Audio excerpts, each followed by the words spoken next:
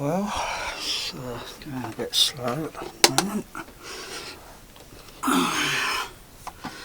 All the cables had to be undone and carefully and labelled, so I know which one of the inputs and outputs. Ooh.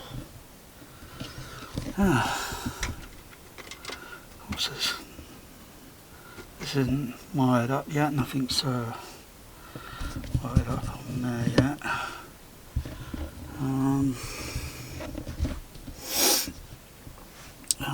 So what I'll have to do now is